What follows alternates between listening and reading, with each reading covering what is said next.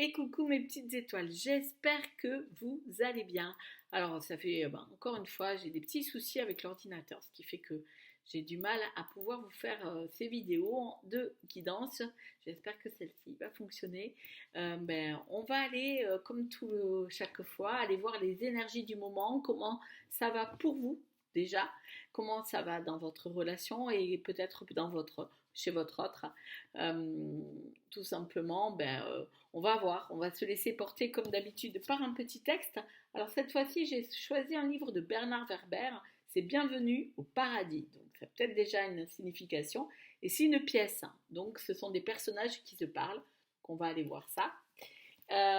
Donc peut-être que la parole est importante pour pouvoir accéder à notre propre paradis, peut-être. Allez, on verra, en tout cas on se laisse porter par les énergies et on verra avec les oracles ce que nous avons à vous, ce que j'ai à vous transmettre pour que peut-être ça éclaire certaines difficultés que vous vivez en ce moment. En tout cas, c'est une guidance générale, intemporelle, vous prenez ce qui résonne en vous, peut-être que toute la guidance va vous parler, peut-être qu'il n'y aura que certains bouts, mais surtout, n'oubliez pas que vous avez votre libre arbitre, c'est vous qui savez ce qui est le plus important pour vous. Allez, j'allume ma petite bougie pour marquer la présence de mes ancêtres qui sont donc mes guides et qui m'aident à vous transmettre des messages. Et elles sont là, près de moi, par cette petite lumière. Allez, c'est parti, on va fermer les yeux, on va se laisser porter par le texte qui va venir, ou alors vous avez une intention ou une question et peut-être que le petit texte va vous répondre. Allez, c'est parti, je ferme les yeux avec vous. Ok, on va prendre celui-ci. Ok. Bertrand. Entre parenthèses, reprenons. Okay. Des prostituées généreuses et des épouses vénales, en fixant une personne qui s'appelle Caroline. Ok, peut-être que ces prénoms vont être importants. Peut-être que ça, c'est vous qui portez ce prénom. Peut-être que c'est quelqu'un que vous connaissez ou en tout cas qui a une importance dans votre vie. Gabriel, nous sortons du sujet. Donc, pas du tout le sujet. Bertrand, je disais donc, premièrement, bon élève, deuxièmement, bon mari, troisièmement, monsieur Pichon se dit bon professionnel, et il se met à rire. Je me marre, bien bon professionnel, monsieur Pichon était juge, mais quel juge? Anatole, donc un autre prénom, un juge très respecté, j'ai traité des milliers de dossiers, dit-il. Donc c'est lui dont on parle. Bertrand, ce sont deux hommes qui se disputent, on dirait. Un juge qui traitait beaucoup de dossiers, c'est vrai, trop peut-être, et surtout trop vite. Ok. Il passe une image où l'on voit Pichon en juge dans un décor de tribunal. Bertrand, Monsieur Pichon, vous rappelez-vous le procès Mandelier? Anatole, non, pas vraiment. Ok. Donc ici on voit, on fait presque, moi j'ai envie de le dire, excusez-moi, ça me pique un peu le nez. Ici moi j'ai l'impression qu'on fait un jugement entre la femme, entre guillemets, la prostituée, et la femme mariée qui est vénale. Vous voyez? En fait, c'est un jugement de la part de certains hommes, je ne donne pas tous les hommes, sur ce qu'est la femme et la vision qu'ils ont de la femme. On parle d'autre chose, mais il y a en fait cette rivalité entre ces deux personnes. Donc il y a peut-être une problématique, une dualité, je dirais, dans ce qui doit venir là. Moi je ressens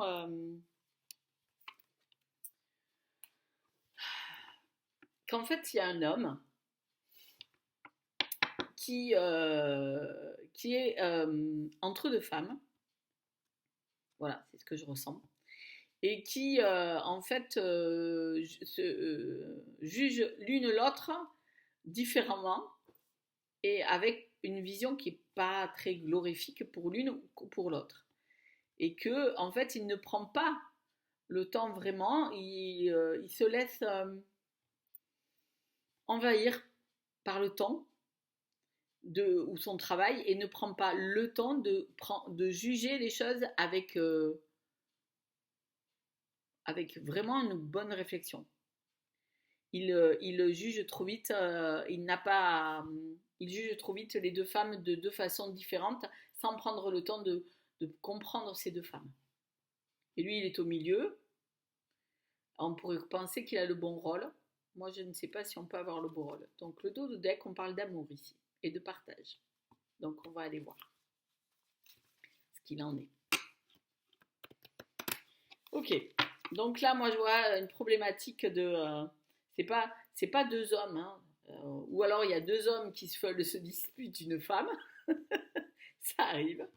Vous êtes une femme qui a deux hommes et qui se permettent de s'auto-juger, ou vous êtes cet homme qui se permet de juger ces deux femmes. Pas dans le malaise, dans le fait que moi j'entends que vous ne prenez pas le temps, vous jugez avec vos croyances et votre vision des choses et de la société qu'il peut avoir sans vraiment vous écouter vous-même. Cette personne fait ça. Ok. On parle de joie ici. Alors, c'est bizarre que la joie sort, mais elle est pleine de petits cœurs. C'est peut-être que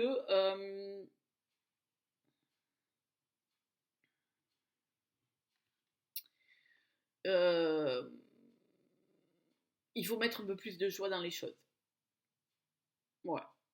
Ça veut dire qu'il manque de la joie là-dedans, en fait. On est dans le carcan traditionnel. Ça veut dire, oui, alors je juge la personne, ben, c'est ma femme, mais elle pense qu'à l'argent ou un truc comme ça. J'ai entre guillemets, une autre personne que, ben oui, ben bon, c'est bien pour le...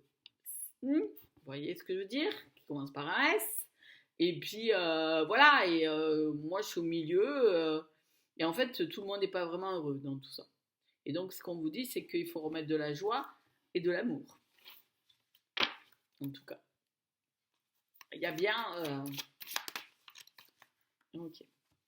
On parle ici de se libérer du passé. Peut-être se libérer de ces carcans et de cette façon dont on nous a éduqués. Pour cet homme-là ou pour cette femme-là qui se trouve entre deux... La personne qui se trouve entre deux êtres, en fait. Qui se permet de juger et qui a ses croyances. Peut-être qu'il faut sortir de ses croyances, se libérer de cette vision des choses et pour remettre de la joie. Et peut-être qu'aussi cette personne, la société pense que la personne qui est au milieu a le bon rôle parce que quelque part il profite de son statut de mari ou de compagnon officiel. Et puis qui en même temps il profite de la personne avec qui il est la deuxième pour des faveurs qu'il n'ose peut-être pas demander à sa femme. Mais c'est vieux comme le monde, hein, excusez-moi, hein, mais ce sont des choses qui existent. Et peut-être que pour faire comprendre qu'il faut se libérer de ça, cet homme doit se libérer de cette vue-là. Alors, moi qui travaille en psychogénéalogie, j'ai besoin de passer ce message. Souvent, nous restons dans ces contextes-là. Les hommes, pendant très longtemps, épousaient des femmes qui n'aimaient pas véritablement. On est d'accord. Et donc souvent, surtout au 19e siècle, c'était le courant et normal dans la bourgeoisie et même dans toute classe sociale d'aller voir ailleurs. Vous voyez ce que je veux dire? Parce qu'au moins, je pouvais me sentir plus libre, plus aisée, mais on considérait très mal ces femmes-là. Même si c'était des cocottes avec qui on donnait tout. On les considérait comme un passe-temps. Et en fait, c'est un peu resté encore dans nos mœurs. Il y a des hommes qui vont voir ailleurs, hein, mais en fait, à la place de pouvoir vraiment s'investir complètement dans leur relation avec la personne qui est pour chercher et d'aller travailler. Alors, je ne dis pas que tous les hommes sont comme ça. Il y en a quelques-uns encore. Et cet homme qui est là, entre ces deux, je ne sais pas quelle est votre position à vous, hein, vous le savez mieux que moi, en fait, il faut qu'il se libère de cette vision des choses, qu'il se libère de ce passé qui est peut-être quelque chose aussi qu'il a, cet homme ou cette femme, connu. Ça veut dire que quelque part, ça a déjà été vécu dans sa propre famille, d'une façon ou d'une autre. Et donc, c'est peut-être se libérer de ça pour pouvoir véritablement voir les choses autrement. Et peut-être à la fois se dire, ok, je fais un choix véritable. Et je ne reste pas là entre les deux. Où je fais pas ce qu'il faut. Ouais, il y a un sentiment d'abandon et d'humiliation. Alors, je voyais, en fait, au milieu, si on voulait, si je suis dans ce sens, au milieu, il y a la personne, celle qui est des deux côtés.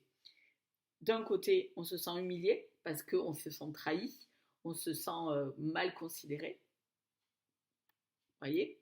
Et d'un autre côté, la personne, elle se sent abandonnée parce qu'on ne la considère pas. On ne prend pas à compte les sentiments véritables et de ce qu'elle ressent véritablement.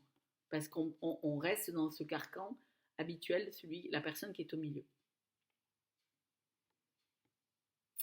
Donc, pas facile. Chacun souffre, en fait, de son côté. En tout cas, ces deux personnes souffrent de leur côté. Une, un sentiment de trahison, d'humiliation, qu'on se moque de soi parce que elle s'est investie, et l'autre parce que qu'on pense que elle n'est que là pour le sexe ou qu'il n'est que là pour le sexe. Et lui se sent abandonné parce que lui, il a peut-être envie de donner ou elle a envie de donner de l'amour. Et la troisième personne qui est au milieu, hein, lui, on lui dit qu'il faut qu'il se libère de cette vision des choses, peut-être pour pouvoir remettre un peu de joie dans sa vie, parce que ça doit être compliqué à vivre d'avoir ça, et ça peut être de s'écouter véritablement. Hein? Donc voilà. Je ne sais pas quelle est votre position, vous seul savez. Peut-être que vous êtes à une des deux ou au milieu aussi. Hein. Ça peut. Ok. Ici, ouais, il va falloir essayer de retrouver un équilibre dans la douleur. Parce que, comme je dis, les trois doivent souffrir. Même celui qui est au milieu, qu'on pense dans notre société que c'est celui qui a, entre guillemets, lui, tous les bénéfices, il n'a aucun bénéfice. Parce que passer sa vie, en tout cas c'est mon point de vue et c'est ce que je ressens, le message, passer sa vie à mentir à l'un et à l'autre, c'est pas ce qu'on appelle de mieux être. Et puis c'est se mentir surtout à soi-même. Donc à un moment donné, ça peut être très douloureux de se rendre compte que en fait je joue sur deux tableaux et je suis pas vraiment heureux dans cette situation. Et je me rends compte, parce que je pense que les gens se rendent compte qu'ils font du mal. Hein. Ceux qui s'en rendent pas compte, c'est qu'en fait ils veulent surtout pas le voir pour pas ressentir vraiment la douleur. Et donc on vous dit quelque part que dans ça, il va falloir retrouver un équilibre dans la douleur. Dans la douleur que vous ressentez tous les trois, selon la position où vous êtes, c'est pareil. Retrouver un équilibre pour sortir de cette douleur. Ok. Ouais. Alors, on parle d'une femme ici et de l'intuition. Alors, je ne sais pas quelle est votre position, mais ici, cette énergie féminine, on lui dit d'aller écouter son troisième œil, son intuition, son ressenti. Qu'est-ce qui est important pour elle? Voilà. Et quand je parle d'énergie féminine, c'est bien pour dire que même s'il y a un homme dedans, dans le triangulaire, ou même trois femmes, c'est complètement égal, soit voilà, ou trois hommes, c'est égal. Hein, vous voyez ce que je veux dire? En fait, tout simplement, on parle d'énergie. Hein, je parle d'énergie féminine. Donc, parce que nous avons tous en nous le yang et le yin. Ok? Donc, voilà. Donc, il est important ici de faire le nécessaire. De croire en cette intuition qui est là. Allez, on fait une dernière avec l'oracle de la transformation. Ok. On vous dit de croire en l'univers, de vous connecter, entre guillemets, d'être dans la connexion avec l'univers, de voir si elle vous a apporté ça. Si l'univers vous a apporté cette situation, c'est pour que vous régliez certaines choses. Chacun à sa place, quelle que soit la place. D'accord? C'est important. Donc, l'univers vous apporte ça, pas pour vous punir ou pour vous faire du mal, mais plutôt pour vous aider à prendre conscience de certaines choses. Donc, croyez et soyez dans la gratitude de ce qu'il vous a apporté, même si c'est douloureux encore. Ok. Allez, on va finir avec l'oracle. Finir, oui. L'oracle des miroirs pour voir ce qu'il en est. C'est ce que je ressens.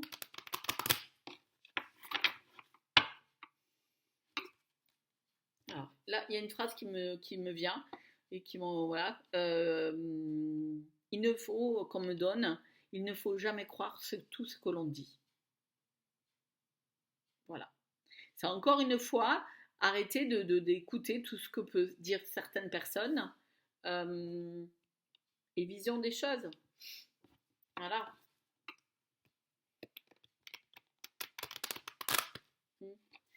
Encore. Notre message, c'est chacun est libre de penser ce qu'il a à penser. Voilà. Et à vivre ce qu'il a à vivre. Voilà. De toute façon, hein, dans chaque position, on va recevoir de la société une vision. On va plaindre la personne à qui ça arrive. On va juger l'autre comme quelque chose de pas très correct. Et c'est un jugement, hein, et on va juger aussi la femme qui est trahie. Hein. On va lui dire qu'elle n'a pas fait ce qu'il fallait. On va juger la personne qui, elle, se permet de, soi-disant, prendre l'autre personne et la juger comme quoi elle se fait avoir, qu'elle est nulle. Et celui qui est au milieu, on va le juger malgré tout, et parce qu'on juge de plus en plus, que ce soit un homme, une autre ou une femme. Alors si c'est une femme, c'est pire. Mais comme quelqu'un à qui on ne pourra jamais faire confiance, qui n'est pas correct et qui, ouais, c'est pas quelqu'un de bien. Donc tout le monde est jugé là-dedans, hein, encore une fois. Alors prendre le temps de regarder vraiment au fond des choses et ne pas peut-être écouter ce que tout le monde dit. Ok. Il y a quelque chose qui est en train de se préparer. Il y a quelque chose, il y a quelque chose qui a été posé. Dans chacun des personnes, il y a quelque chose qui a été posé peut-être pour que grandisse en vous quelque chose de différent, d'une voir les choses d'une vision différente. Tout simplement. En tout cas, il y a quelque chose qui est en train de se préparer, qui va faire qu'il y a des choses qui vont changer. Ok. Ici, on vous dit que c'est le miroir magique. Ça veut dire que quelque part, on va, entre guillemets, dans le mot, effacer tout ce qui a été fait ou dit par rapport à ça. Avoir une autre vision. Parce que j'ai envie de vous dire, ce que je ressens, c'est la femme qui malheureusement est trahie dans sa relation. Oui, elle va en vouloir souvent, des fois à la personne qui a accepté de faire cette trahison, mais elle va en vouloir à la personne qui l'a trahi. Mais ce qui est intéressant aussi, c'est pourquoi cette personne a trahi. Et c'est ça la question. C'est un peu une introspection. Le miroir magique, il est là pour faire comprendre les choses, que tout va aller mieux, hein, parce que le miroir magique, il est en quelque chose, mais avant, il faut peut-être faire cette introspection en soi pour avoir une vision différente des choses. Qui n'est pas facile. Dans les trois positions, quelle que soit la position où vous êtes, il n'y a rien qui est facile. Mais il faut faire cette introspection. Comprendre pourquoi l'autre personne m'a trahi, qu'est-ce que ça évoque en moi, qu'est-ce que ça me fait, et pourquoi je ne veux plus de ça, pourquoi moi je trahis, quelle est la raison que je me mets à trahir, qu'est-ce qui ne va, entre guillemets, pas véritablement chez moi, et pourquoi j'ai commis cette erreur, ou peut-être pas, voilà, c'est pas peut-être la première fois, mais voilà, mais pourquoi je fais ça? Quelle est la véritable raison? Ce n'est pas peut-être, voilà. Et pour la troisième personne, c'est, ok, pourquoi je suis allée voir un homme qui, je savais très bien, trahissait quelqu'un? Et pourquoi ça me fait autant de mal? Pourquoi c'est douloureux dans les trois? Parce que ça évoque une blessure. Peut-être une blessure qui est de votre enfance, voilà, ou alors ça évoque quelque chose que vous avez déjà, qui est là depuis des générations dans vos familles. Peut-être que la trahison, d'une autre façon, hein, voilà, est déjà existante. Et sans le vouloir, vous reproduisez le même schéma. Voilà. Donc on vous dit, de faire cette introspection-là pour pouvoir vraiment regarder les choses différemment. Vous libérer de ce passé pour pouvoir avancer. Ok, on parle bien d'amour.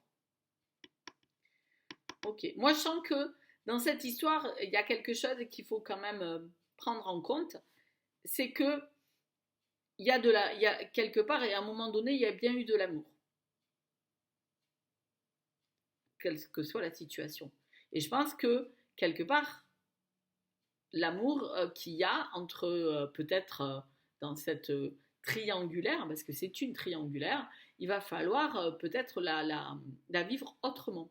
Parce qu'une triangulaire, c'est pas... Il y a des gens qui vivent comme ça, il y a des hommes, et même des femmes, qui acceptent de vivre ça, d'accepter que leur compagnon aille voir ailleurs. Il y a. Voilà. Parce que, ben en fait, elles pensent, ou ils pensent, qu'ils ne peuvent pas leur donner satisfaction de tout, mais qu'on va se contenter de ci. Voilà. Et l'autre compagnon va voir ailleurs, voilà, et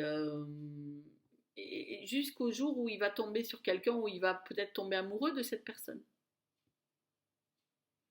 C'est le risque. Et tout quitter. Parce qu'il y aura véritablement de l'amour pour l'autre personne. Et ces concessions qu'on aura fait tout le temps d'avoir accepté cette situation pour la personne, ben, elle sera douloureuse, parce que ça va être douloureux de se dire, mais en fait, il allait voir ailleurs, c'est pas parce qu'il m'aimait pas, c'est parce que je lui donnais pas satisfaction par rapport à certaines choses, et en fait, il se rend compte que, en fait, non, il n'y avait pas d'amour. Mais de toute façon, pour moi, quelqu'un qui vous aime, il ne va pas voir ailleurs.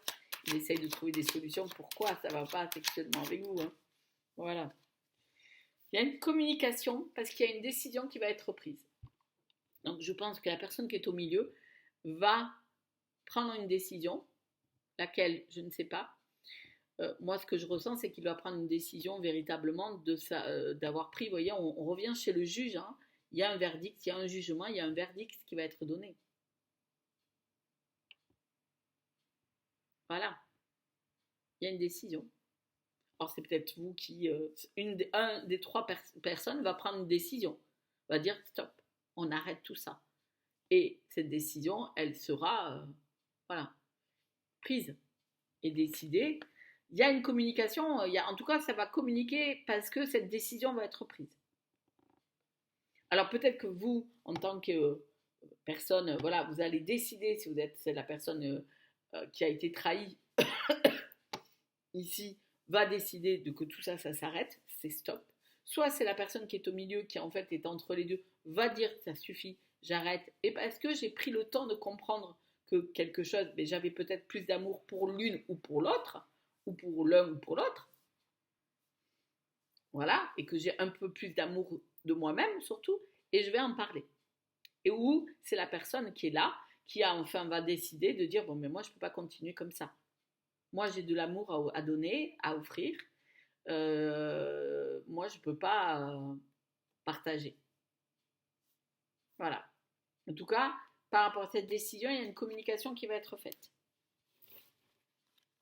Vous allez communiquer. Vous allez donner, correspondre, en tout cas, dire ce que vous ressentez parce que vous avez pris une décision. Après, chacun est libre d'eux.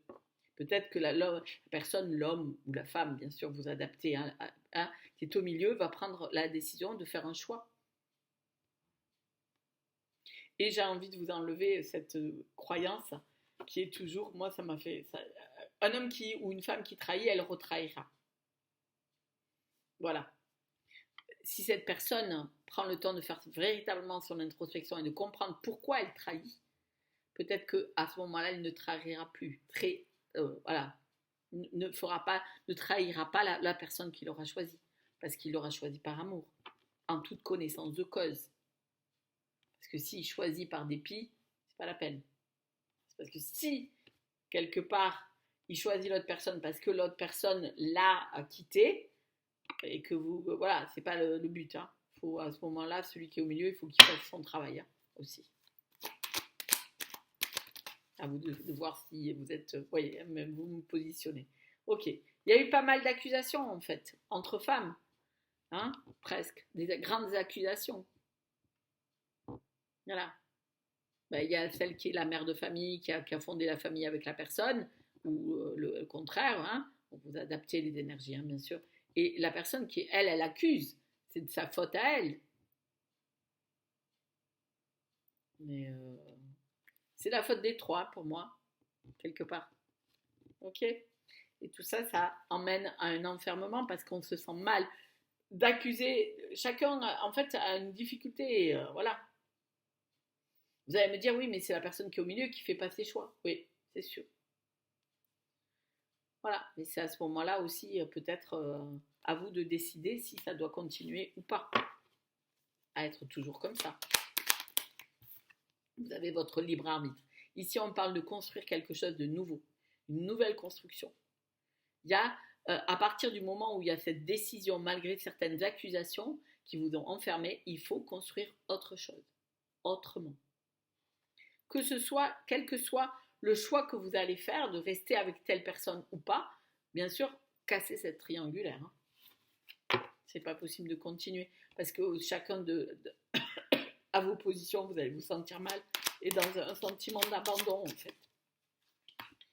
On vous parle ici de trouver un compromis, donc de discuter, d'échanger pour trouver une solution. Alors, je ne sais pas qui c'est qui prendra la décision de trouver un compromis si la personne qui est au milieu prend véritablement une décision de rester soit avec l'une ou avec l'autre, ou avec, voilà, il va falloir trouver des compromis et peut-être aussi dire certaines choses pour retrouver vraiment de la joie.